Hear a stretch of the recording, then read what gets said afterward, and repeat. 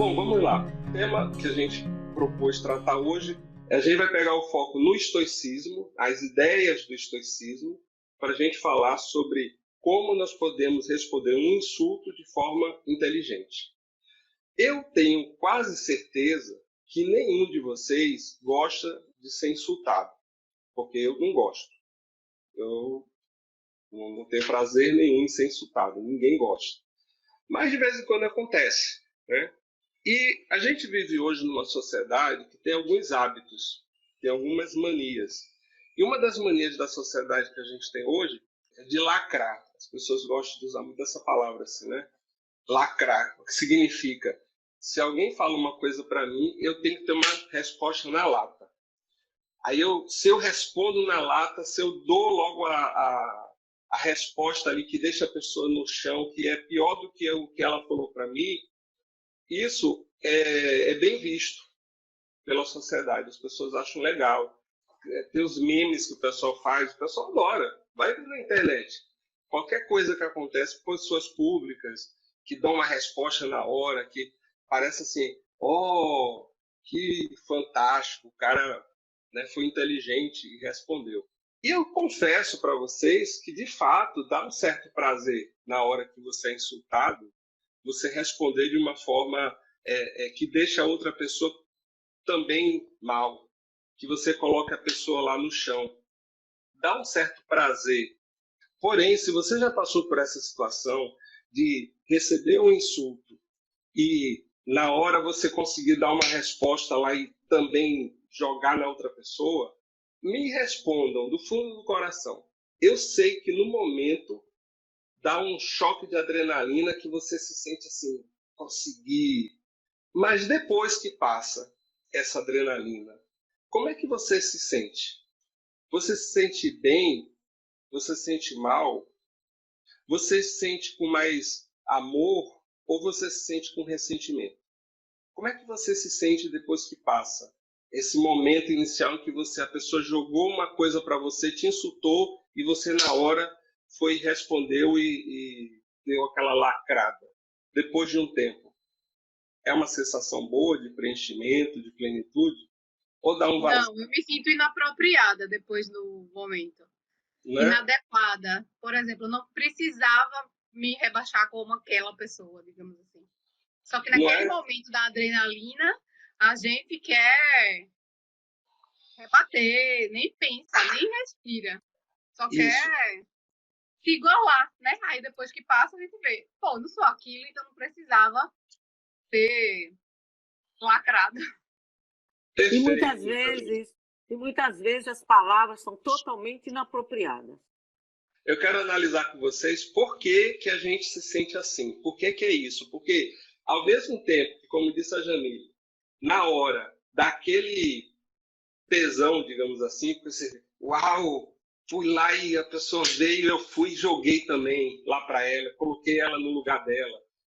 Depois que passa essa sensação, por mais que as pessoas ao redor possam olhar e dizer assim, caramba, você fez isso e tal, dentro da gente dá um vazio, dá uma sensação de que você não fica bem. E eu falo isso porque eu já passei por isso. Estou passivo de passar mais vezes. Todos nós estamos. Então, se essa resposta não é uma resposta, no fim das contas, não me traz um resultado bom, será que é inteligente fazer isso? E por que que eu sinto isso? Que na hora me sinto muito bem, me sinto muito poderoso, porque eu fui lá e depois dá aquela sensação de vazio.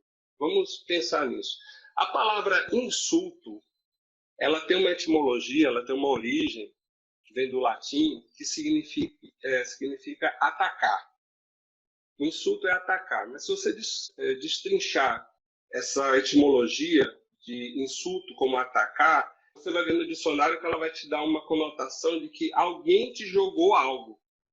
É como se alguém está de longe e jogou algo em você. Imagine que você está num ambiente e alguém pega uma pedra e joga na sua direção. Esse é o sentido da palavra insulto, atacar jogando de longe alguma coisa. Se alguém que está no ambiente, de longe, joga uma pedra grande na minha direção, Qual seria a atitude mais inteligente? Peitar essa pedra? Desviar. Pode jogar. Desviar. A atitude mais inteligente seria: eu vou desviar, porque eu não quero que essa pedra me atinja. Porque se ela me atingir, vai doer. É evidente que ela vai doer. Então, essa seria a primeira atitude inteligente. Se alguém está jogando uma pedra em mim. Para quem entrou agora, a gente está comparando o insulto, pela etimologia da palavra, com alguém jogando uma pedra em você. A atitude mais inteligente, mais sábia, seria desviar da pedra. Ok, às vezes a gente não consegue desviar. Às vezes é muito rápido e vem e bate. Mas vamos entender essa questão. Insulto é atacar. Vimos na etimologia. Alguém está jogando uma coisa em mim. Quando um ataque é físico, a gente chama de agressão. Quando um ataque é moral, a gente chama isso de insulto. Então é muito parecido. Por isso que eu estou comparando aí com a questão da pedra. E tanto no ataque físico, quando alguém está jogando uma pedra de verdade em mim, quanto no ataque moral, o nosso corpo ele tem uma série de sistemas. Aliás, desculpa, gente, eu esqueci de compartilhar aqui meus slides aqui com vocês. Estão vendo aí? Beleza. Então, nossa aula, estoicismo, como responder um insulto de forma inteligente. Aí eu estava falando assim, quando eu sou atacado fisicamente, estão jogando uma pedra em mim, dentro do meu corpo, existe uma série de mecanismos automáticos, então preste atenção para essa palavra, esses mecanismos são automáticos. É como se fosse um programa que roda automaticamente dentro de mim, que ele está projetado para me defender.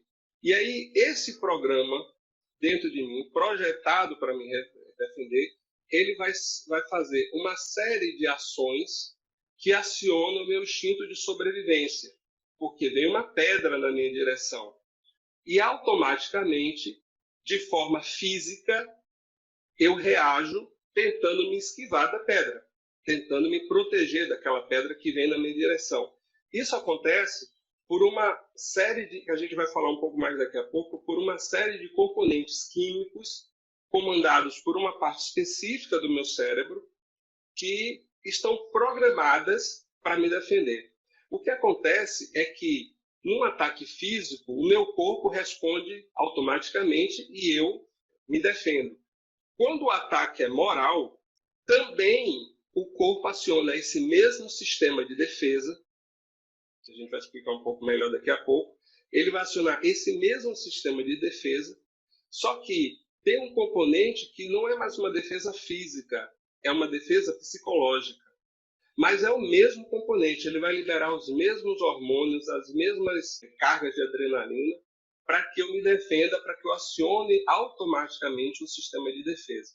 E quando o corpo faz isso, eu vou entrar num processo de defesa, de instinto de defesa, de sobrevivência, que vai me dar duas opções, só duas, automáticas: lutar ou fugir. No exemplo que eu estou dando aqui da pedra que jogaram em mim, ou eu vou tentar agarrar a pedra, segurar a pedra para lutar, ou eu vou tentar me esquivar da pedra. E vocês já me disseram que o mais inteligente seria o esquivar da pedra. Porque se uma pedra grande está vindo em velocidade na minha direção, eu tentar agarrar essa pedra não faz sentido. Então, o mais inteligente seria esquivar. Outra coisa, eu posso entrar no modo de defesa em que eu quero lutar. E esse modo de defesa de lutar, porque depois de me esquivar, pode ser que agora que eu me esquivei, eu quero contra-atacar. Eu entrei no modo de defesa de luta. E aí, se eu estou falando de uma coisa física, o cara me jogou uma pedra e eu quero jogar uma pedra de volta nele, aonde é que eu vou arranjar essa pedra? Eu vou no chão, procuro uma pedra que está lá no chão, pego essa pedra e jogo na pessoa. Mas se o ataque é moral, a pedra é moral, aonde é que eu vou? De onde eu vou tirar essa pedra para jogar nele de volta? De mim, de dentro de mim. Porque eu não tenho como achar uma pedra moral ao redor de mim. Eu vou achar isso dentro de mim. Eu tiro um pedaço de mim, eu tiro um pedaço da minha energia, que não é muita, para jogar na outra pessoa. Por isso que dá essa sensação de vazio depois que você faz. Que na hora que você está na adrenalina, que você vai, dê a resposta. aí você se sente o máximo e depois dá aquela sensação de vazio, porque você, na verdade, tirou um pedaço de você, você gastou uma energia que é sua. A gente não tem muita energia. A gente se ilude às vezes que tem muita energia. Não tem, a gente tem uma quantidade limitada de energia que a gente usa a cada dia. E se eu tiro uma parte dessa energia para jogar em outra pessoa, isso vai me fazer falta. Essa energia física, essa energia moral, psicológica, vai me fazer falta. E aí dá essa sensação de vazio. Vocês estão conseguindo entender a analogia que eu estou fazendo? Como é que isso acontece? Dentro do corpo da gente, estava falando desse sistema de defesa, dentro do corpo da gente, biologicamente falando, nós temos uma área no nosso cérebro, lá dentro do nosso cérebro, chamada hipocampo. Esse hipocampo, ele é responsável pelas nossas motivações e ele também é responsável pela nossa memória de curto prazo. Então, o cara me atacou, me deu uma ofensa e essa ofensa está gravada dentro de mim, porque acabou de acontecer, e isso o hipocampo vai trabalhar para que me dá uma motivação como resposta àquela ofensa. Mas o hipocampo, ele é uma área de aprendizado, ele sozinho não faz nada para que eu haja, ele vai me dar só motivação dependendo do estímulo que eu receba. Existe uma outra área menorzinha que está ligada ao hipocampo, esse pontinho aí chamado amígdala, ela que aciona o sistema de defesa. Então, ela vai fazer com que, vai liberar adrenalina, vai liberar determinados hormônios para que meu corpo se prepare para essas duas ações, lutar ou fugir. É por causa da amígdala que na hora que a pedra está vindo na minha direção, meu corpo automaticamente desvia. Eu nem penso, se você prestar atenção, se algo está vindo na sua direção, a sua tendência é ou pegar, se você achar que consegue pegar, ou se esquivar. E você não pensa nessa reação, você vai pensar depois, porque a amígdala libera o programa que faz com que o seu corpo reaja. Essa mesma amígdala também vai liberar o programa que, no caso de um insulto que não é físico, é moral, vai fazer com que o seu corpo reaja para que você também ou lute ou fuja daquela situação. Então, essa amígdala vai gerar em mim uma condição de raiva e de estresse, que quando ela, vocês notaram que ela está bem pertinho do hipocampo, quando ela influencia o hipocampo, vai me dar motivação para que eu reaja daquela forma. E mais do que isso, como o hipocampo ele é um sistema de aprendizagem, ele capta um aprendizado, se eu não tiver controle sobre isso, ele vai toda vez que eu tiver um estímulo igual, ele vai ligar automaticamente o sistema, porque vai dizer assim, é o mesmo estímulo. Então, todas as vezes que alguém me fizer algo parecido com insulto, às vezes nem é. Às vezes a pessoa está comentando uma coisa, mas o meu hipocampo, minha amígdala identificou, aliás, desculpa, meu hipocampo identificou como sendo um insulto, manda informação para a amígdala libera lá raiva, estresse, adrenalina, e aí eu reajo de acordo com aqueles impulsos. E aí isso tudo acontece dentro de você muito automaticamente. Por isso, é por esse motivo, porque na hora você tá transbordando adrenalina, que na hora, no momento que você reage ao insulto e joga a sua pedra moral de volta na pessoa, arranca um pedaço de você, você nem sente que você está arrancando um pedaço de você. E você joga na outra pessoa, você sente assim, consegui, campeão, dei lá, tomou. A gente sente essa sensação por esse processo todo que acontece dentro da gente. Vocês estão entendendo isso? Tá claro? Ô Robson, mas isso às vezes nem é consciente, é um processo de satisfação que nem se manifesta conscientemente. Nada disso é consciente, é automático. Por isso que eu disse assim, preste atenção na palavra automático. Tudo isso acontece automaticamente. É ruim? Não. Por quê? Porque é o nosso sistema de defesa. Ele serve para a gente se defender. Por isso que ele é automático. Porque tem momentos que a gente não pode pensar no que vai fazer. A gente tem que fazer. Porque o corpo ele tem esse processo de defesa. Porém, quando o insulto não é físico, porque o processo de defesa ele é feito para as reações físicas. Mas quando o processo não é físico, ele também trabalha. E trabalhando automaticamente, muitas vezes eu vou dar uma resposta que, em vez de me defender, vai me prejudicar. Vai causar mais mal para mim. E é nesse ponto que a gente tem que tomar uma medida para que a gente não deixe que o processo seja automático. Esse programa que roda automaticamente, na hora que eu tenho um estímulo externo, ele vai rodar sempre, ele vai rodar, mas ele é um programa. Eu tenho que fazer o papel do programador. E o programador tem, se ele tiver comando sobre, se ele estiver sabendo o que está acontecendo, ele tem a possibilidade de dizer para o comando automático, dizer, opa, parou, não quero, volta aí. Ele tem essa possibilidade de anular o comando. Agora, como é que a gente faz para fazer isso? Para anular esse comando que é automático. A gente não tem muito controle sobre isso na hora que começa a liberar, mas a gente pode ter controle sobre o que ele vai fazer com a gente ou não. Porque eu volto a dizer, não é ruim. Se não tivéssemos esse sistema de defesa, nenhum de nós estava aqui até agora. E aí, nós temos dois tipos de... Eu estava falando do ponto de vista biológico. Falando do ponto de vista mais filosófico agora, nós temos essa mesma componente aí que eu falei do hipocampo. Em cima do hipocampo existe o tálamo, que é o responsável por dar o impulso da nossa consciência para o córtex frontal do nosso cérebro e fazer com que esse impulso faça com que a gente decida, com que a gente raciocine, com que a gente pense, com que a gente tenha memória de longo prazo, lá em cima do hipocampo. E anexo a esse tálamo existe o hipotálamo, que é um outro componente que eu vou falar mais tarde, dentro do nosso cérebro. Mas trazendo isso para uma visão filosófica, isso significa que dentro de nós existe um elemento racional que pensa, que raciocina, que é mais pragmático porque ele está entendendo melhor as coisas, ou tende a entender melhor as coisas. Existe um elemento emocional. E a ordem deveria ser essa mesmo, assim, ter o emocional aqui em cima e ter o racional aqui em cima e o emocional aqui embaixo. Por quê? Quando isso está nessa ordem, eu tenho comando sobre mim.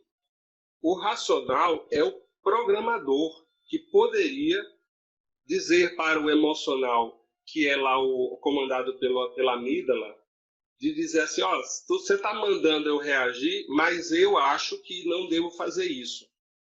O nosso problema acontece quando essa ordem se inverte. Quando é o emocional que toma o controle. Aí, quando as emoções elas assumem, porque elas podem, no momento que a amígdala libera dispara aquele monte de adrenalina, de hormônios para autodefesa, ela faz com que o hipocampo haja motivado pelas emoções e não pelo tálamo, que é o responsável pelo pensamento e pelo raciocínio. E aí inverte a situação. O emocional toma conta e ele começa a preencher as lacunas de uma conversa, o cara falou uma coisa e aí o emocional passa a comandar o tálamo, começa a comandar o raciocínio e faz com que você agora, ele diga para sua mente, é o emocional que começa a dizer para sua mente, olha, ele falou isso por causa disso e disso. Essa ação aconteceu por causa daquilo, ou ele começa a preencher as lacunas e começa a tirar decisões precipitadas, faz a sua mente tirar decisões precipitadas que são independentes dos fatos reais. Não necessariamente aconteceu uma coisa, mas a sua mente começa a criar várias situações, fantasiar várias situações que são movidas pelas suas emoções. Tecnicamente, o nome disso é sequestro emocional. E isso é perigoso, porque quando inverte e nossas emoções começam a comandar o nosso cérebro, a nossa mente, melhor dizendo, porque o cérebro é só a parte física da mente, quando as nossas emoções começam a comandar a nossa mente, ela faz com que a nossa mente, ela escraviza a nossa mente, por isso que o nome é sequestro, a mente está presa, sequestrada, e ela faz com que a nossa mente comece a agir de acordo com a vontade dela. Não importa se isso é verdade ou não. Porque ela está dizendo qual é a verdade que ela criou. Estão entendendo isso? Percebe como essa situação é perigosa? E aí a gente fica que nem essa moça aí. Ah, você, tome. Essa é a resposta que a gente costuma dar quando a gente é insultado. Por quê? Por causa de todos esses elementos biológicos que acontecem dentro do corpo da gente. E que, por ser inconsciente e automáticos, se eu não tiver uma forma de inverter isso, eu vou agir assim sempre. Eu vou ficar ofendido, que aí é outra palavra que eu quero trazer para vocês. A gente falou de insulto. Às vezes a gente confunde insulto com ofensa. E aí são coisas diferentes. Se também a gente for para a etimologia da palavra ofensa, você vai ver que também o dicionário vai trazer para você que ofensa vem de uma raiz que também significa atacar. Mas, diferentemente de insulto, que também é atacar, mas é atacar alguém está jogando uma coisa em você, ofensa, ela é um ataque que diz respeito a uma coisa que me desagrada. Então, existem coisas que me agradam, existem coisas que não me agradam. E uma ofensa diz respeito a coisas que não me agradam, coisas que me desagradam. O que é que me desagrada? Eu não gosto de ninguém estar dizendo que eu sou feio. Eu não gosto de ninguém estar dizendo que eu sou burro. Agora, você percebe que ser feio, ser burro, ser chato, ser qualquer coisa que eu não goste que as pessoas falem de mim é uma coisa íntima? Não é de fora para dentro, é de dentro para fora? Porque eu tenho uma autoimagem. Eu crio em mim uma autoimagem. Eu acho que o Robson é um cara mais bonito do que ele é, mais simpático do que ele é, mais gente boa do que ele é.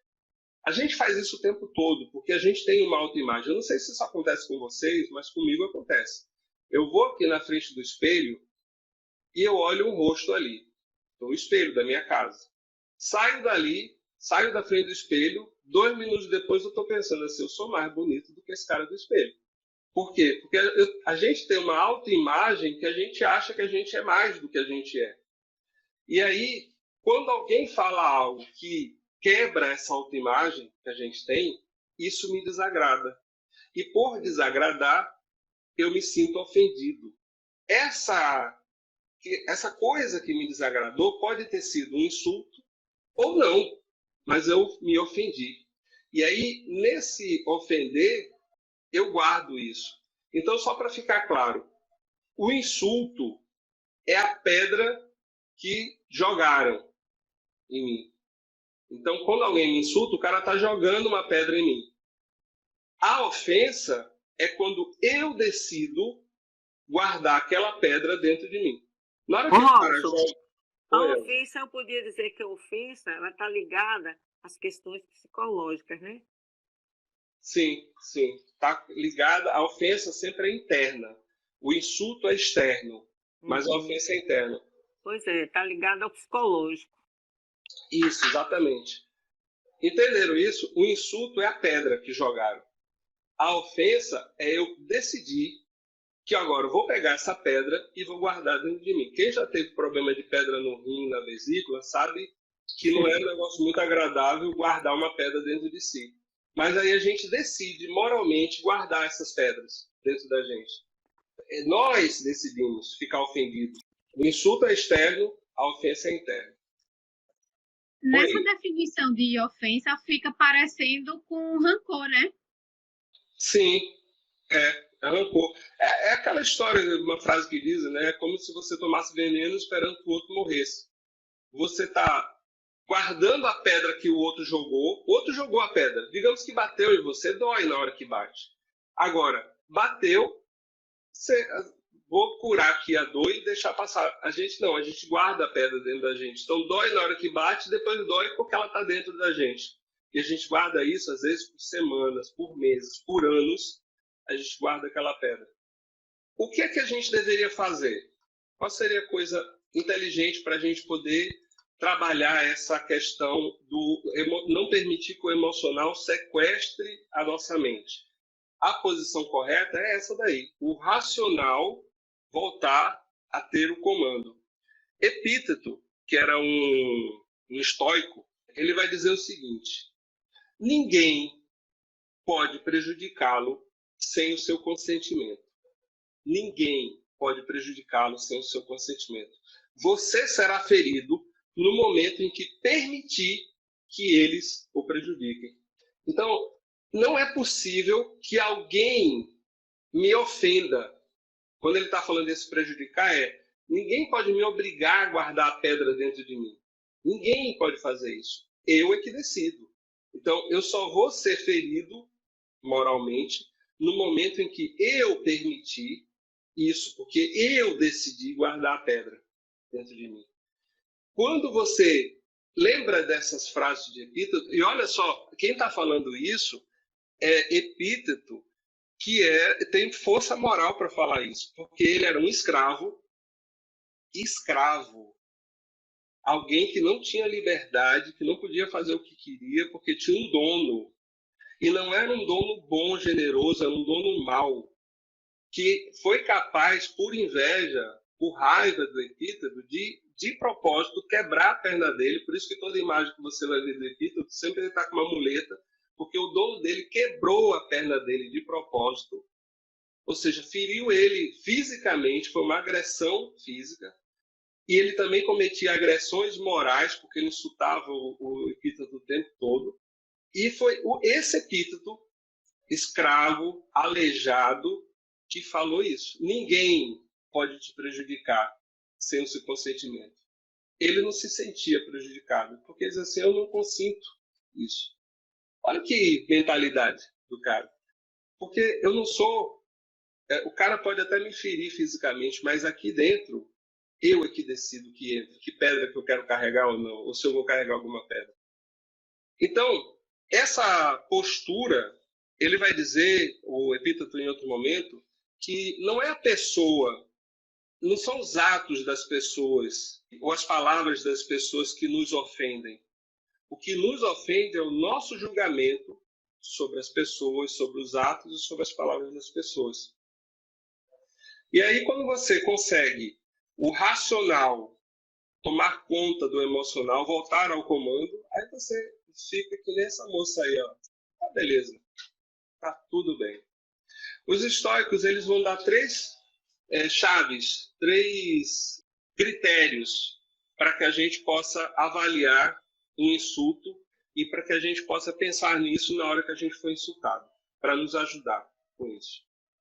Um dos critérios que ele vai dar para a gente são três. Um dos critérios é a veracidade. Então ele diz para você: olha, se pergunte isso que essa pessoa está falando, independente de se a pessoa gosta de você ou não gosta de você, se ela está sendo maldosa ou se ela não está sendo maldosa, se ela está sendo jocosa ou não, se ela falou de forma irônica ou não, independente de qualquer coisa, pergunte-se: é verdade isso que ela está falando?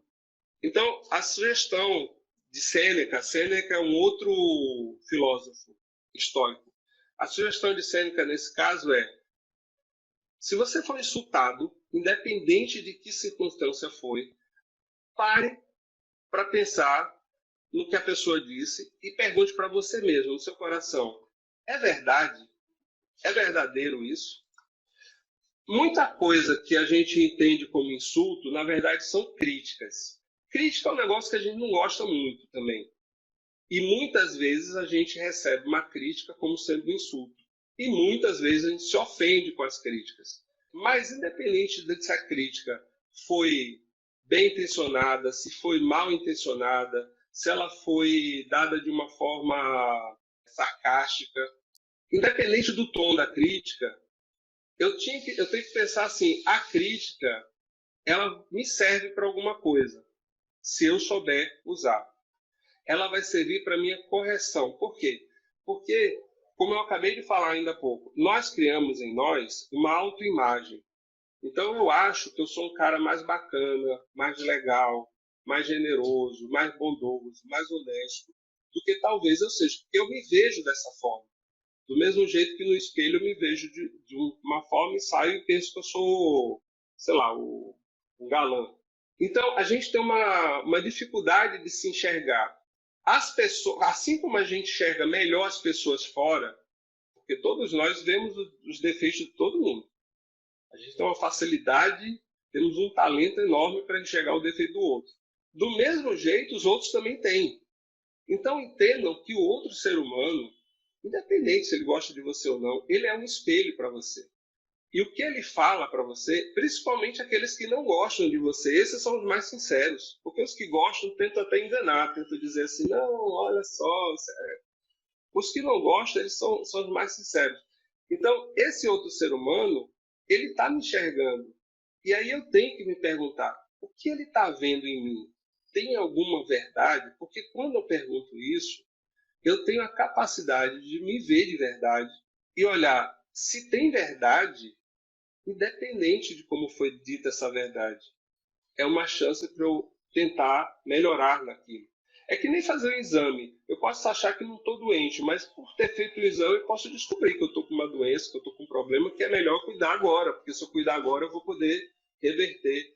Quando o cara faz uma crítica, independente de como foi a crítica, é a chance, é como se ele estivesse fazendo um exame em mim, é a chance de eu olhar para mim e pensar assim, será que eu tenho essa característica? Será que eu sou assim? Porque, por que esse cara está me vendo desse jeito? Por que essa pessoa está me vendo desse jeito? E aí tem duas possibilidades. Ou é verdadeiro o que a pessoa falou, e aí, por que eu me ofendi se é verdadeiro? Ou é um erro. E se for um erro, eu também erro. Porque eu me ofendi com alguém que erra, como eu erro também, com a avaliação do outro. Agora, esta avaliação, se for verdadeira, me permite corrigir. Corrigir nem sempre é agradável, quase nunca é agradável, mas é sempre no momento, mas sempre dá resultados melhores no futuro. Se eu tenho um problema físico, e esse problema físico, para eu corrigir esse problema físico, preciso passar por uma cirurgia. Algum de vocês aí gosta de fazer cirurgia? Acha uma coisa legal, bacana? Eu não acho. Uma cirurgia é uma correção de um problema físico que eu tenho. É extremamente desagradável na hora da cirurgia. Mas, depois, se ela for bem sucedida, os resultados valem muito a pena. E aí, o apóstolo Paulo, que não era um estoico, mas que conversava muito com Sêneca, batia um papo lá por cartas, né? Se tivesse hoje em dia, trocavam o zap o tempo todo. O Paulo e o Sêneca conversaram muito por cartas, e o Paulo ele vai dizer o seguinte, lá em Hebreus 12:11: nenhuma correção parece no momento ser motivo de alegria, mas sim de tristeza. Mais tarde, porém, produz o fruto pacífico da justiça. Então, se uma correção no momento me é necessária e aquela pessoa que às vezes não gosta de mim me apontou isso, por que eu estou chateado com a pessoa que me apontou uma coisa que eu preciso corrigir? Ela acabou me fazendo um bem. Pode não ter sido a intenção dela, mas ela me fez um bem. A outra possibilidade, não é verdade. Então, ótimo. Deixa a pessoa com o pensamento dela. Não tem como mudar o pensamento da outra pessoa. Em outras palavras, voltando para o nosso exemplo da pedra, mesmo que uma pedra me atinja, a pessoa foi lá e me insultou com uma crítica, verdadeira ou não, por que eu tenho que carregar essa pedra? Por que eu preciso carregar essa pedra? Doeu na hora, tá? Isso eu não tive como evitar porque não deu para esquivar. Mas por que eu tenho que carregar essa pedra? O Sêneca, ele vai dizer, aliás, o Marco Aurélio, que é um outro estoico também, ele vai dizer, não importa o que a outra pessoa diga ou faça, a minha tarefa é ser uma pessoa boa. Se você quer trabalhar você, não tem ninguém que pode te impedir disso. Não importa se as pessoas, fulano não gosta de mim, fulano falou mal de mim. Você tem a tarefa de ser uma pessoa boa. Para quem? Não importa. Para todos. Porque se você é bom, tem que ser bom para todos, inclusive para os que não gostam de você. Ah, não, mas não dá, Robson. Como é que eu vou ser bom com uma pessoa que não gosta de mim? Olha, imagina o seguinte. Um pé de manga. Ele dá o quê? Manga. Ele vai dar manga para quem? Se for uma pessoa muito boa lá, colher pé daquela árvore, vai colher o quê? Manga. E se for uma pessoa muito ruim, vai colher o quê? Manga. Por quê? Porque é um pé de manga. Se uma pessoa é boa, ou ela está buscando ser boa, ela vai ser boa para quem? Para quem é bom para ela? Sim. Mas e para quem é mal para ela? Ou para quem ofende? Também. Porque a pessoa é boa. Ah, não, mas eu só sou bom se a pessoa for bom comigo. Então você não é bom. Você é bom se. Você é bom por interesse. Se você é bom, você é bom. É que nem um pé de manga. É o que você tem para dar. Ah, não, eu só vou fazer isso se eu achar que a pessoa merece. Então você não é bom. Você não é justo. Você não é. Você é justo se. Você é honesto se. Ah, eu sou. Eu não sou. Eu sou honesto, mas com o governo não dá, né? Aí eu tenho que. Então você não é honesto. Você é honesto se você achar que o governo é bom, que o governo é isso. Então, a gente tem que pensar o seguinte: o Marco Aurélio está dizendo, você quer ser uma pessoa boa? Nada pode te impedir disso. E é esse o nosso trabalho. Nosso trabalho é buscar o bem. O outro ponto que eu falei do primeiro critério, que é saber, é verdade? O segundo, nível de informação. Então, o que é que eles estão querendo dizer com isso? A pessoa que está falando de mim, que está me insultando ou que está me criticando, qual é o nível de informação que ela tem? É uma pessoa que sabe muito sobre esse assunto? Independente, novamente, se ela foi grosseira, se não foi, do jeito que ela falou, se é uma pessoa que sabe do que está falando, eu deveria prestar atenção. Ah, não, mas ela falou de um jeito que ela podia ter falado de um jeito diferente, mas ela sabe do que está falando. Por exemplo, se eu quero ser músico, aí eu começo sei lá, trabalhar um instrumento e acho que estou arrasando. Aí eu vou tocar e uma pessoa que é um músico profissional, que sabe muito, que entende do mercado, que tal, chega para mim e diz assim, ó, meu amigo, você não tem talento nenhum, não. Tá ruim, não tá gostando. Ah, mas meus amigos adoram, mas não tá bom. Horrível. Aí eu posso me ofender. Ai, que a pessoa não sabe nada. Mas se é uma pessoa que sabe, eu devia prestar atenção. Peraí, das duas, uma. Ou eu estou perdendo meu tempo com esse negócio aqui e eu realmente não tenho talento, ou eu preciso me esforçar mais e achar onde é que está esse talento para poder demonstrar isso. Porque se o cara sabe, eu devia estar atento ao que ele está falando, mesmo que doa o que ele fala. Agora, a outra possibilidade, o cara que está falando não sabe do que está falando. Ele tem só uma opinião. Uma pessoa tá, não gostei, mas ele não sabe, ele não tem autoridade para saber do que é que está falando. E aí, se for esse caso, por que eu me incomodo se a pessoa que está falando não sabe? A gente, às vezes, e eu estou dando esse exemplo aí da música, mas a gente podia estar falando da vida. Cada um de nós é que sabe da vida que leva, das dificuldades que tem, dos aperreios que tem na vida. Cada um de nós, a gente sempre acha que a vida do outro é mais fácil do que a nossa, que a vida do outro é mais tranquila. Não é. Cada um de nós sabe o calo que tem onde está apertando. Aí eu posso dar uma opinião aqui sobre a vida da Marília, e diz assim, ah, Marília, mas você devia fazer isso, você devia fazer aquilo. Que autoridade eu tenho, que nível de informação que eu tenho da vida da Marília para dizer para ela como é que ela devia agir? Nenhum. Ela que sabe. Talvez as pessoas que são mais íntimas dela, as pessoas que estão mais... Talvez saibam alguma coisa, não sabe tudo, porque só ela que sabe tudo que está passando dentro do coração dela. Então, assim, aí uma pessoa de fora diz para mim, ah, você devia fazer isso, devia fazer aquilo. E a pessoa não sabe nada da minha vida. Então eu devia pensar assim, por que eu estou me incomodando com uma pessoa que não sabe o que eu estou passando e quer me dizer como viver? Tem uma história, Zen. Robson, Oi, Márcia. posso tirar uma dúvida antes de você continuar? Pode. Não, maravilhoso até agora, né? Perfeito. Agora, me diga uma coisa, quando acontece assim, de uma criança ser criticada, uma criança muito pequena que não tem condição de raciocinar dessa forma, não tem esse mecanismo, tá entendendo? Assim, aí a criança cresce, segura, se achando isso, aquilo que as pessoas falam, os pais ou irmãos, eu não sei, tá entendendo? Aí Uhum. o que é que, nesse caso, assim, é o que? Karma daquela criatura? O que é isso, então? Tá entendendo a minha Não, pergunta? estou entendendo sim, estou entendendo sim. Uma criança, Márcia, tem que ser protegida. Por quê? Porque ela não tá ainda com todos os seus sistemas, nem só de defesa, mas também principalmente de raciocínio pronta. Então, uma criança é como se fosse uma muda. Imagina uma árvore grande, sei lá, uma mangueira, né? Tava falando de uma mangueira ainda agora. Imagina uma mangueira. Uma mangueira grande, você pode bater nela, você pode até um carro bater numa mangueira, ela aguenta, né? Agora, um dia essa mangueira foi uma muda, pequenininha, verdezinha, novinha. Quando ela era uma muda, se alguém pisasse nela, matava? Matava, acabou-se a mangueira ali.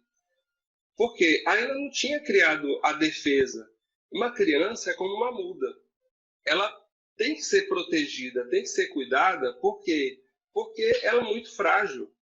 Então, a criança é um caso diferente. Você precisa cuidar. Alguém precisa estar olhando para aquela criança, botar um cercadinho, cuidar. Porém, não pode manter esse cercadinho a vida toda, porque a criança precisa crescer para que ela se torne uma mangueira, para que ela seja forte. O problema é que, às vezes, a gente pega as nossas crianças e faz com que elas sejam super protegidas, põe dentro de uma redoma, e aí elas viram uma muda que não cresce. E passa a vida inteira só uma mudazinha, que pode ser fragilmente quebrada de qualquer forma. Então, nós, adultos que cuidamos de crianças, deveríamos ter o bom senso de proteger, mas, ao mesmo tempo, permitindo que ela tenha, à medida que vai crescendo, contato com a vida para que ela possa criar uma coisa chamada resiliência. Inclusive, é uma das aulas, que é a próxima aula que eu vou dar lá no curso de estoicismo, é sobre como a gente ter resiliência. Entendeu a pergunta, a resposta ficou clara, Márcia? Mas voltando ao tema, então, assim, o nível de informação da outra pessoa, o que ela sabe da gente? Eu estava falando que, estava me lembrando aqui que tem uma história zen, dessas histórias zen budistas, que o discípulo chegou para o mestre, né, muito preocupado, dizendo: mestre, mestre, olha, tem uma coisa muito séria para falar com o senhor. Lá na aldeia tem uma pessoa que está falando mal do senhor. Está dizendo que o senhor é isso, e falando, espalhando para todo mundo, e está lhe criticando, e está fazendo mal algazarra lá, falando muito mal do senhor. E o mestre olhou e fez assim: meu filho, essa pessoa só está falando isso de mim porque ela não me conhece. Porque se ela me conhecesse, sabia que tinha coisas tão piores para ela falar, então deixa ela, coitada, não sabe de nada, inocente. O Marco Aurélio vai dizer para a gente, o pensamento do Marco Aurélio, aí a gente está falando de um estoico que era o imperador, o homem mais poderoso da sua época, comandava o maior império do mundo. E ele diz: se alguém me refutar, mostrar-me que estou cometendo um erro ou vendo as coisas da perspectiva errada, mudarei com prazer. Esse era um estoico. O cara é imperador, ele podia se ofender, né? De dizer, porque se o imperador se ofendesse com alguém, ele tinha poder até de matar a pessoa. Mas o Marco Aurélio, o que ele dizia para ele mesmo era: se alguém me provar que eu estou errado, eu vou ter prazer em mudar. E é essa postura que eles dizem para a gente, assim: o cara está me mostrando que eu estou errado. Ah, ele foi grosseiro? Foi, mas ele está me mostrando que eu estou errado. Então por que eu vou insistir no erro? Porque foi fulano que falou. E o o terceiro critério dos estoicos é o nível de autoridade que a pessoa tem. E aí, existem pessoas a quem a gente dá autoridade e pessoas a quem a gente não dá. Normalmente a gente dá autoridade para os nossos pais, né? Quando a Márcia estava falando de crianças agora, quando a gente é criança, principalmente, a gente naturalmente entende a autoridade dos nossos pais. E muitas vezes, quando a gente cresce, a gente continua também respeitando a autoridade dos nossos pais. Ao longo da vida, a gente vai dando autoridade para outras pessoas.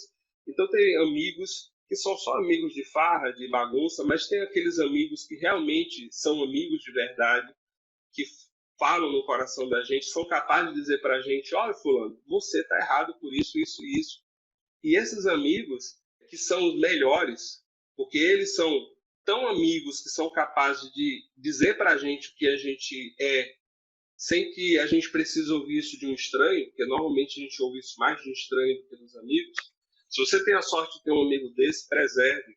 Esses são também pessoas a quem a gente dá autoridade para falar o que querem. E por que eu me ofendo se o cara falou isso com a autoridade que eu dei para ele falar? Eu tinha uma mestra, uma pessoa que eu considero muito, alguns de vocês conhecem, que é a Alice, que uma vez eu cheguei para ela, alguns anos atrás, uns 10 anos atrás, eu cheguei para ela assim, eu dei autoridade para ela para falar o que quisesse, assim, eu confio a minha vida a ela, não tenho restrição, nem poucas restrições a respeito disso. E aí, na época, eu fui lá para ela para falar de um problema que eu estava enfrentando, e fui lá chorar minhas caraminholas, dizer como é que estava difícil, isso e aquilo, e coitado de mim, porque a vida estava assim, estava assado, eu podia ter esse resultado e não estava tendo. Eu contei toda, choramiguei toda a minha lamúria lá para ela. Ela me escutou muito pacientemente e disse assim, Robson, o seu problema é esse, você é assim, você tem isso. Aí falou para mim um hábito que eu tinha, uma postura na vida que eu tinha, e olha, eu fiquei ofendido. Eu fiquei invocado. Eu saí dali daquela conversa, não mostrei para ela, claro, né, não fiz drama, mas eu olhei assim e disse, poxa, e como é que ela olha, como é que a Alice pensa isso de mim? Eu, que gosto tanto dela. Aí eu saí dali tão ofendido. Gente, eu passei 3 dias, eu ia dormir na cama e chorava, feito criança. Porque, poxa vida, que injustiça, como é que ela acha isso de mim?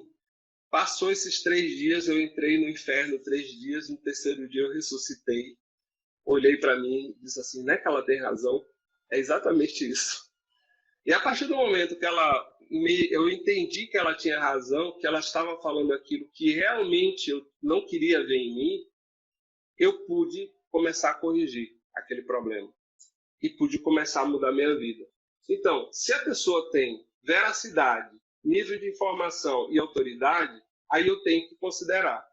Se não tem, ignora e seja feliz. Seneca, ele vai dizer para a gente, a maior forma de desdém é considerar que o adversário não é digno de vingança. Quando se vingam, muitos levam pequenas humilhações muito a sério. Uma pessoa grande e nobre é aquela que, como um grande animal selvagem, escuta impassível as pequenas maldições que lhe são lançadas. Então, você imagina um elefante. Ele se incomoda com um coelhinho que quiser ficar batendo na perna dele? Não. Então, se você é uma pessoa grande internamente, você não vai se incomodar com quem está querendo te ofender. E você vai até ser grato quando alguém está te ofendendo e está te mostrando uma realidade. E aí, o que é que a gente tem que fazer? Ser melhor do que aqueles que nos insultam. O Marco Aurélio, ele vai dizer, a melhor vingança é não ser como aquele que te machucou. Essa é a melhor vingança que a gente pode ter. Não ser igual àquela pessoa que nos machucou. Sêneca, outro estoico, vai nos falar que a raiva que a gente tem, ou seja, guardar a pedra, sempre gera mais dor e por mais tempo e só faz mal para você. Então o cara te jogou a pedra, doeu na hora, foi uma dor. Mas guardar essa pedra, ter raiva, porque o cara jogou a pedra lá 5 anos atrás, vai fazer com que aquela dor dure 5 anos, 10 anos, o tempo que você carrega aquela pedra. E faz mal para quem? Para o cara que jogou a pedra, não faz mal para você. Então por que você carrega isso? O Sêneca admirava muito na época um romano, um político romano, que era um rapaz jovem chamado Marco Pórcio Catão, o jovem. Em uma certa ocasião, e ele era um estoico, um dos melhores, assim, dos mais, assim, ele cheio de princípio, incorruptível, ninguém levava ele na conversa, ele era muito correto em tudo que ele fazia, e evidentemente por isso, numa sociedade altamente corrupta, ele tinha muitos inimigos. E numa certa ocasião, ele estava num dos banheiros públicos de Roma, né? Roma tinha muitos lugares de banhos públicos, e ele foi atacado por uma turma e atacado fisicamente. O pessoal bateu nele, no Marco, no Marco Pórcio Catão. Bateram nele, e aí apartaram a briga e tal. No outro dia, um dos que agrediram ele, se arrependeu e foi lá pedir desculpa pro Catão. E ele diz assim, eu nem me lembro de ter sido atingido, foi ontem isso, nem lembro que você me atingiu. Ou seja, ele não carregou a pedra. Aconteceu, doeu, foi lá no passado, agora é outro tempo. É difícil? Não é, mas é uma possibilidade. Então, a gente tem que aprender a ser melhor do que quem nos machucou. É a melhor vingança, não ser como quem nos machucou. Nós não temos poder sobre o outro. A gente não pode mudar o outro, mas a gente pode mudar a gente. A gente tem poder sobre a gente. E é o seu trabalho exercer esse poder sobre você. Ser bom e não permitir que o mal do outro mude isso em você. Porque se você permite que o mal do outro mude quem você é escravo do outro. E a gente tem que lembrar que o nosso inimigo não é o outro, não é outra pessoa. O nosso inimigo é o mal. O nosso inimigo é o mal. Por isso que Marco Aurélio vai dizer, a melhor vingança é não ser como quem te machucou. Porque quem te machucou tem os seus próprios problemas. E, às vezes, ele está tão perturbado que nem sabe o que está fazendo com você. Agora, ele está fazendo mal. O seu inimigo qual é? É o mal. Se você retribuir o mal com o mal, você está dando força para quem? Para o bem? Não, para o mal. Se o seu inimigo é o mal, como é que você vai alimentar esse mal que tem no outro? E qual é a chave para isso? Porque eu sei que não é fácil. Qual é a chave para isso? Os estoicos vão dizer, é dar tempo. A chave é dar tempo. É aquele velho conte até 10. Respire, pense e depois haja. Por quê? Quando eu aumento o tempo entre o estímulo que me provocou o insulto, né? No caso o insulto, o estímulo que me provocou a raiva, o estímulo que liberou o meu sistema de defesa. Quando eu espaço esse tempo entre esse estímulo e a reação que eu dou, eu permito que a minha mente, que a minha razão retome o comando. E lembra da história? O emocional sequestrou, mas se eu espaço o tempo entre o estímulo e a resposta, eu possibilito que meu racional volte para o comando. E aí eu me torno senhor de mim. Eu não respondo só pelas minhas emoções. E aí Sêneca vai dizer, quem é invencível? Aquele que não pode ser perturbado por outra coisa senão a sua própria decisão racional. Quando eu tomo as minhas decisões racionalmente, eu sou senhor de mim. Nós podemos nos defender? Claro, nós devemos nos defender de ataques, inclusive de insultos, ou de críticas, ou de calúnias. A gente deve se defender. Mas racionalmente, com as nossas emoções sob controle. Porque quando as minhas emoções elas não estão controladas, é como se eu jogasse gasolina no fogo. A mente, quem faz o curso de filosofia sabe do que eu estou falando, a mente ela é fogo. Quando eu jogo gasolina no fogo, ou seja, as minhas emoções elas se projetam em cima do meu racional, eu estou jogando gasolina no fogo, o que é que acontece? Explode. Explode totalmente. Isso é bom ou ruim? Péssimo. Todo mundo concorda que é ruim? Péssimo. Péssimo, péssimo. É danoso, né? Mas eu vou dizer que não. Não é. Não é ruim. É ruim se for descontrolado. Controladamente é bom. O seu carro só anda porque tem gasolina e tem um motor a combustão que tem uma pecinha lá chamada vela que fica acendendo umas faísquinhas e que vai queimando a gasolina com fogo. E você anda no seu carro. E você pode ir longe, pode fazer viagens quilométricas no seu carro. O que é que eu quero dizer com isso? Que se as suas emoções estiverem controladas pela sua razão, você pode ir longe. O problema não é a gasolina estar ligada no fogo. Porque quando está controlado, você vai longe. A sua vida, você resolve muitas coisas. O problema é quando a gasolina é despejada no fogo de forma descontrolada. Aí explode. Então, se a gasolina é minha emoção e o fogo é minha razão, eu posso ligar essas duas coisas. Aliás, elas são normalmente ligadas. Mas se eu tiver controle de como essa gasolina interage com esse fogo, em vez de explodir, eu vou longe, eu resolvo muitos problemas da vida. E a chave, então, é autocontrole. Todo mundo entendeu isso? Essa comparação com o motor do carro? Perfeitamente. Gasolina e fogo. Muito bom, mano. Bom, mas eu confiei numa pessoa e me decepcionei, me ofendeu. Essa pessoa me ofendeu. Acontece, né?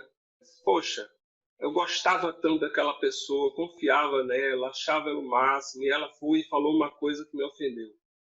Marco Aurélio diria assim, a culpa é sua. Ele não diria com essas palavras, porque ele era mais gentil do que eu. Ele vai dizer mais ou menos isso aqui. Previne-te a ti mesmo ao amanhecer. Ele falando para ele próprio. Vou encontrar um intrometido, um mal-educado, um insolente, um astucioso, um invejoso, um avarento. Então ele diz assim, cara, acorda de manhã e sabe que você vai encontrar as pessoas, e que as pessoas são assim. Muitas pessoas agem desse, às vezes nem são, mas em algum momento agem assim. Então por que você se ofende? Porque você não se preparou. Porque você achou que o mundo era perfeito, que todo mundo ia te tratar como se você fosse um reizinho que... Não, cara. Ele vai dizer assim, se prepara, saiba que vai ter esse tipo de gente.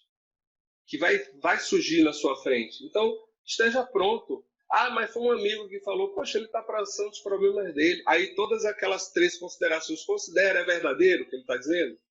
Ele tem informação para dizer o que está dizendo? Ele tem autoridade para dizer o que está dizendo? Considere aquilo, mas saiba, vai acontecer. A vida vai fazer isso muitas vezes. Então, assim, se eu não estou preparado, a culpa é de quem? De quem falou ou de mim que não me preparei? É minha que não me preparei. Achei que todo mundo me ama. E que todo mundo ia falar as coisas só para me agradar. Aliás, as pessoas que realmente me amam falam coisas que não são para me agradar. Só lembrando isso. E aí, finalmente, como é que a gente supera o insulto? Como é que a gente supera o mal? Como é que a gente supera o ódio? Só tem um jeito. Um jeito. Buda, quem está fazendo curso de estoicismo sabe que o estoicismo é muito parecido com o budismo.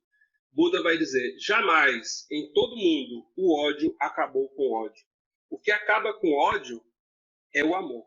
Lembram que o nosso inimigo não é o outro, é o mal, é o ódio? O que acaba com o ódio é o amor. Quando eu estava falando lá para vocês lá do hipocampo, que é o centro das nossas motivações, que a amígdala, que tem o sistema de defesa que faz jorrar um jato lá de hormônios, de adrenalina para eu me defender, e que quando o hipocampo está afetado pela amígdala para essa autodefesa, ela às vezes ela enturva o tálamo, que é o sistema que a gente tem logo aqui em cima, é como se fosse um carocinho de abacate, que a gente tem aqui em cima.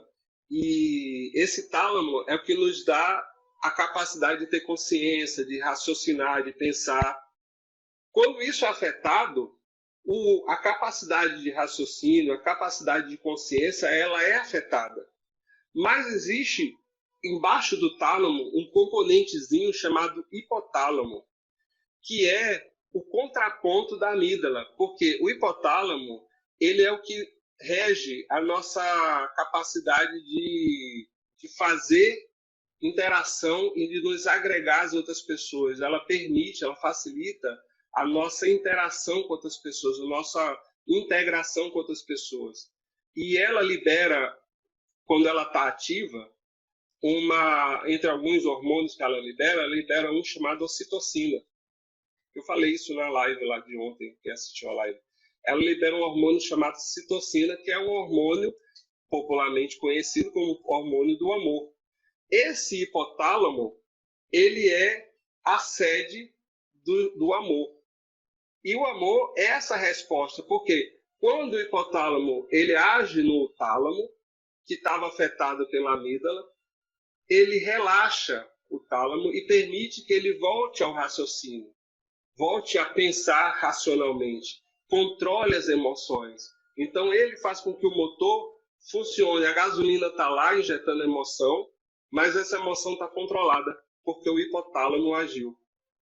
Então, nesse sentido, estou falando biologicamente, o amor controla as emoções, controla o ódio. Amor, só para vocês saberem, alguns já sabem até, mas amor não é exatamente isso que vocês estão pensando, não. Amor é outra coisa. A gente às vezes confunde muito essa palavra amor. Quem estiver fazendo o curso lá do estoicismo, eu vou explicar numa das aulas, mas falar mais propriamente a respeito do amor. Mas o amor é essa força. É o amor que pode controlar o ódio, controlar essas emoções. O amor é a resposta. Seja qual for a pergunta. O amor é a resposta. O Cristo fala isso lá na oração do Pai Nosso, né? Ele vai dizer assim: perdoai-nos assim como nós temos perdoado aqueles que nos ofendem. A gente é perdoado dentro de nós mesmos à medida que a gente sabe perdoar. Que esse hipotálamo age e a gente sabe liberar esse amor. Quando isso acontece, nada nos afeta. O Paulo, novamente, o apóstolo Paulo, ele vai dizer lá em Romanos 8, 38 e 39, pois eu estou convencido de que nem a morte, nem a vida, nem anjos, nem demônios, nem o presente, nem o futuro, nem quaisquer outros poderes, nem altura, nem profundidade, nem qualquer outra coisa na criação será capaz de nos separar do amor de Deus. Não é possível coisas externas nos alejar desse amor, porque o amor é uma força, o amor é uma dos três poderes que criam o universo. E esse amor que está em todo o universo está dentro de você. Só você pode se desconectar dele. Nada fora poderia fazer isso se você não permitir. Os japoneses eles têm um código de honra para os samurais, né, um código antigo, em que ele fala belamente a respeito disso. E eles vão dizer, e esse código de honra, ele vai dizer o seguinte: precisamos da disposição de guerreiros para todos os atos, senão ficamos fracos e feios. Não existe poder numa vida onde não tem essa disposição. Olhe para si, tudo o ofende e perturba, geme, reclama e acha que todo mundo está abusando de você, é uma folha à mercê do vento. Não existe poder na sua vida. Um guerreiro, ao contrário, é um caçador. Calcula tudo. Isso é controle. Mas, uma vez terminados os seus cálculos, ele age. Entrega-se. O guerreiro não é uma folha à mercê do vento. Ninguém pode empurrá-lo. Ninguém pode obrigá-lo a fazer coisas contra si ou contra o que ele acha certo. Ninguém. Um guerreiro é preparado para sobreviver. E ele sobrevive da melhor maneira possível. Um guerreiro pode ser ferido, mas não ofendido. Um guerreiro pode ser ferido, mas não ofendido. Para um guerreiro não há nada ofensivo nos atos dos seus semelhantes, enquanto ele estiver agindo dentro da disposição correta. Então, você é uma folha à mercê do vento ou você é um guerreiro? O que é que você é? E nós podemos escolher. Nós temos o poder da escolha. É o nosso superpoder. E qualquer um pode escolher, ao invés do grito, uma palavra de amigo. Qualquer um pode calar uma vingança e dar o seu perdão. Qualquer um pode abraçar a esperança e preferir ser bom. Ele fez de tudo para tentar chegar ao céu. Superou a dor, se sacrificou, se entregou. Olhando o caminho, um dia percebeu. entendeu a história, compreendeu na hora. Alguns alcançarão a glória, outros não.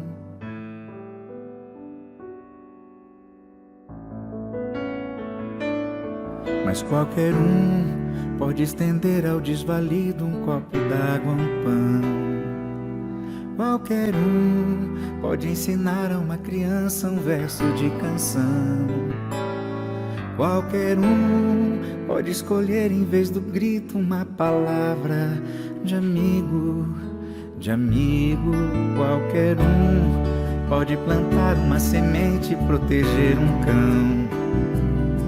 Qualquer um pode escolher olhar pra frente e levantar do chão. Qualquer um pode acender ao infinito ao acalmar um coração aflito. Qualquer um pode calar uma vingança e dar o seu perdão.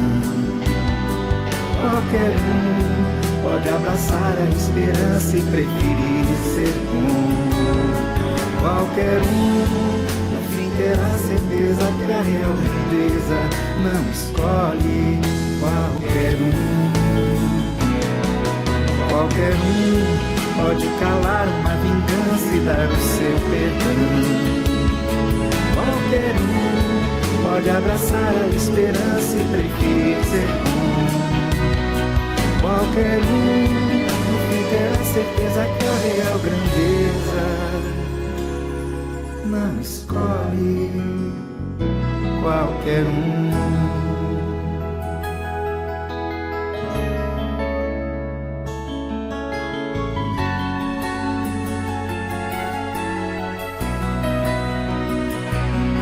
Qualquer um, no fim terá certeza que a real grandeza não escolhe.